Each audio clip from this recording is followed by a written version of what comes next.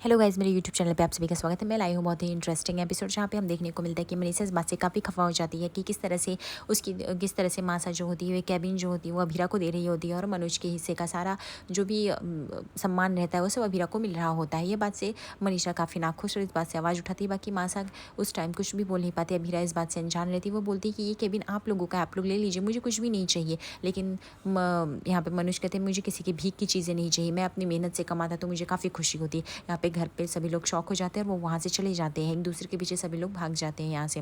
दूसरी तरफ देखते हैं मनीषा इस बात से काफ़ी रो रही थी। रूही जो होती है वो टेम्पलेट लेके जाती है मनोज के नाम को, बोलती है इस पे आप कहा खर, ये देखते रहिए, ये आपको हमेशा याद दिलाएगा किस तरह से आपने अभीरा का हमेशा हर सिचुएशन में साथ दिया, उसने आपसे धोखाधड़ी की। यहाँ पे दूसरी तरफ देखते हैं कि अरमान जो होता है वो बहुत ही गुस्से में जा रहा होता है अभीरा के पास। अभीरा से क्वेश्चन कर रहा होता है कि जो तुमने किया है वो सब बहुत ही गलत है। ये तुम्हें अच्छे से पता था कि चाचा साहब का कैबिन है, तुम्हें इस तरह से हथियाना नहीं चाहिए था। और रही बात एयरलाइंस की बात, तो तुम्हें दादी से खुल के करनी चाहिए थी। इस तरह से जब तुम्हें पता था कि वो कुछ अनाउंसमेंट करें तो उस बीच में नहीं आना चाहिए था। तुमने ये सब बहुत ही गलत किया। तुम मेरी फैमिली कितनी बड़ी तुम्हें पता है। अभीरा इस बात से परेशान होती है और बोलती है कि मैं तुम्हारी वाइफ हूँ, कोई पंचिंग बैग नहीं, जब देखो तुम बजा के चल देते हो। ऐसे नहीं चलेगा, किसी का गुस्सा मेरे ऊपर उतारने लगते हो। मैं तुमसे आखिरी बार कह रही हूँ कि अब मैं और नहीं झेल सकती हूँ। मैं तुम्हारी हर प्रॉब्लम को झेल के थक चुकी हूँ, बस मुझे अब कुछ नहीं चाहिए। दूसरी तरफ हम देखते हैं कि जो मनोज होता है वो काफ़ी परेशान हो जाता है। वो नशे की हालत में होता है और सब सामान उठा के फेंकने लगता है। वो बोलता है मनीषा से, क्या मैं कोई अदृश्य हूँ, क्या मैं दिखता नहीं हूँ? पहले मासा को रोहित और जीजा सा दिखते थे, वो सबको सामान दे देते थे। अब तो उनको अब तो बहू भी दिखने लगी, लेकिन मैं नहीं दिख रहा हूँ। क्या हो रहा है? क्या मैं तुमको दिखता हूँ कि नहीं? मनीषा, मुझे सच सच बताओ, मेरी क्या इतनी भी रिस्पेक्ट नहीं रह गई इस घर में? मैं क्या हूँ? मैंने तो कल भी केस जीता, माँ ने टॉफ़ी दिया, आज वो केबिन देने फिर क्यों नहीं दिया? मेरे साथ ही ऐसा क्यों होता है? मनीषा काफ़ी कंट्रोल करने की कोशिश करती है पर मनोज कंट्रोल नहीं। यहाँ पे जो बच्चे होते हैं काफ़ी परेशान हो जाते हैं अपने माँ बाप की ऐसी हालत को देख के। वो बोलता है कि आर्यन, की मैं अपने पापा को कभी इस हालत में नहीं देख सका हूँ, ये सब सिर्फ अभीरा भाभी की वजह से हो रहा है। तभी जो होती है वो क्यारा समझाती है ऐसा कुछ भी नहीं है, तुम गलत सोच रहे हो, अभीरा भाभी की क्या गलती? बोलते नहीं, अभीरा भाभी की गलती, उन्होंने प्री प्लॉटिंग की। तभी वहाँ पे विद्या नजर आती। विद्या बोलती बच्चों तुम लोग यहाँ से जाओ, ये सब तुम लोग के देखने की चीज़ नहीं है। और विद्या जो होती है वो काफ़ी दुखी हो जाती है सब देख के। वो जाती है मनीषा के पास, वो मनुष्य को बोलती कि मनीषा को कि इसको दही खिलाओ, ये इसका नशा उतर जाएगा। तभी मनीषा जो होती है उसको दही खिलाती है मनुष्य को। और वह जो होती है मनीषा को समझाती है विद्या की, मैंने तुम्हें पहले ही कहा था अभीरा बहुत ही शातिर लड़की, बहुत ही प्री प्लॉटिंग का काम करती है, लेकिन तुमने नहीं सोचा, इसलिए वो लड़की मुझे पहले से खटकती रहती थी।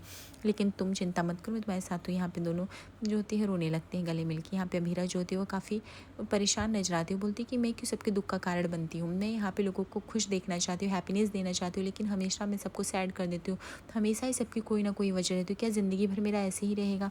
दूसरी तरफ जो होता है यहाँ पे रोहित जो आता है, यहाँ पे रूही के घर पे उसके नानू सा गिफ्ट देते, बोलते मैं चाहता हूँ ये रूही के बचपन का सामान है, तुम लेके जाओ, अपने बच्चे काम आएगा। यार रोहित बोलते हैं कि मुझे पता है कि आप मुझे इतने छोटे काम के लिए नहीं बुलाए, आपको क्या कहना है वो बोलिए, अगर आप यहाँ अभीरा भाभी को डिफेंड करना चाहते तो मत करिए। तो मनीष बोलते हैं कि मैं यहाँ पे किसी को डिफेंड नहीं कर रहा हूँ, मुझे अच्छे से पता है कि कौन सही है कौन गलत है। और तुम भी घर के बेटे हो तो तुम पति की आड़ में अपनी रिस्पॉन्सिबिलिटी मत भूल जाना, बाकी तो तुम खुद भी समझदार हो। यहाँ पे अरमान जो होता है वह अभीरा से सॉरी करने के लिए गिफ्ट लेके आता है। बोलता है अभीरा को गिफ्ट लो, अभीरा गिफ्ट से मना करती, फिर बोलता है पहले तुम देखो, इसमें तुम्हारी मॉम की शॉल है।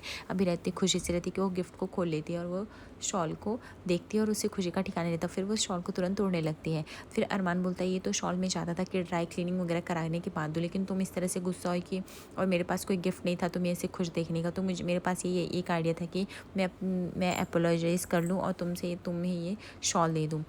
और तो अभीरा बोलती तुम ये शॉल कहाँ से मिला? वो बोलते कि जब हम मसूरी गए थे और जब ये वहाँ पे रिनोवेट हो रहा था तो तभी मैंने ये शॉल लिया था, सोचा था तुम्हें कभी दूंगा। और वहाँ पे वो सॉरी मुझे बोलता है मैं अच्छा हस्बैंड नहीं, मुझे पता है कि मुझे माफ़ कर दो, सॉरी सॉरी। उसके बाद वो कान पकड़ के उठे बैठे करने लगता है। यहाँ पे अभीरा जो होती है उसे माफ़ कर देती है और दोनों खुश हो जाते हैं। वो अभीरा को यहाँ पे किस कर लेता है और अभीरा कुछ बोलना ही चाहती कि उसके मुँह पे उंगली रख दे कि अभीरा अब तुम नहीं बोलोगे, मुझे पता है कि मैंने बहुत सी गलतियाँ की, बट प्लीज़ मुझे एक मौका दो, मैं एक अच्छा हस्बैंड बन के दिखाऊंगा। तो अभीरा को गोद में उठा के लेके जाता है, बोलता है I have surprise for you. वो रूम में लेके जाता है और उसके लिए सरप्राइज़ दिखाता है, बहुत सारे बलून से डेकोरेशन। बोलता है जो तुम पहले से चाहती थी मैंने कभी नहीं किया वो सब किया हूँ। अभीरा इस बात से काफ़ी खुश हो जाती है, बोलती है कि अरमान मैं चाहती तुम ऐसे ही रहो और बदलो नहीं, बीच बीच में जिस तरह से तुम मेरे साथ बिहेव करते हो वो बहुत ही रूड होता है, मैं ऐसे नहीं रह सकती हूँ, मुझे बहुत ही इस बात से दुख होता है, तो मेरे साथ ऐसे क्यों? अरमान बोलता है मैं ऐसा नहीं रहूँगा अभीरा, अब हमारी दूरियाँ मिट जाएंगी और मैं अपने रिश्तों को एक अच्छी शुरुआत करूँगा और उसे एक अच्छे मोड़ पे लेके जाऊँगा। यहाँ पे दोनों की हैप्पी एंडिंग हो रही थी और यहाँ पे रोमांस चल रहा होता है। तभी अगली सुबह यहाँ पे जो था अरमान जो था बोलता है अभीरा को बाहर निकलने के लिए, क्योंकि उसे नहाने को लेट हो रहा था। अभीरा यहाँ पे टाइम लगा रही होती है, तभी अभीरा निकलती है उदास हो गया है। तो अरमान बोलता है क्या? वो बोलती मेरे बालों में च्युइंग गम लग गया है, तुम देखो इसको पहले निकालो। तो अरमान बोलता है ठीक है मैं पर कैसे नहीं, बोलती कुछ भी करो पर निकालो। फिर गूगल करता है, फिर अरमान किसी तरह वो च्युइंग गम निकालता है अभीरा के बालों से। फिर अभीरा जाके वहाँ से रिलैक्स्ड होती है। और यहाँ पे हम दूसरी तरफ देखते हैं कि यहाँ पे फंक्शन चल रहा होता है, जहाँ पे दादी साहब काफ़ी तैयार बन ठन के बैठे रहते हैं। वही अभीरा उनकी टांग खींच रही थी कि दादी साहब बहुत ही अच्छी लग रही है, जैसे हुस्न परी आकाश से उतर गए हैं। दादी साहब बोलती वो तुम्हें हर रोज़ लग रही होती है। ऐसे इनकी नोक झोंक को देख के मनोज जो होता है उसका गुस्सा बढ़ता जाता है और वो देख के और भी गुस्से में आ जाता है। यहाँ पे जो होती मनीषा मनोज को कंट्रोल कर रही होती है कि तुम ऐसा मत करो, तुम अपने आप पे कंट्रोल रखो, जो कर रहे हो सब सही नहीं, तुम्हें अच्छे से पता है। और यहाँ पे हम देखते हैं एक नया इंटरेस्टिंग चीज़ कि यहाँ पे अभीरा जो थी भगवान से कहती है कि आपने मुझसे माँ बनने की खुशी क्यों छीन ली, क्यों मेरे साथ आप ऐसा कर रहे हो, क्या मैं माँ नहीं बन सकती हूँ। तभी पता चलता है कि अभीरा डॉक्टर के पास जाती है और पता चलता है कि अभीरा प्रेग्नेंट है। अभीरा डॉक्टर बन सकते हैं, अभीरा की खुशी का ठिकाना नहीं था, बट डॉक्टर बोलती तुम कंसीव नहीं कर सकती, ये कंसीव करना बहुत ही डेंजरस। क्या अभीरा इस बात से घर वालों को बताएगी, क्या अरमान को बताएगी? जानने के लिए आगे लाइक और सब्सक्राइब करें। धन्यवाद।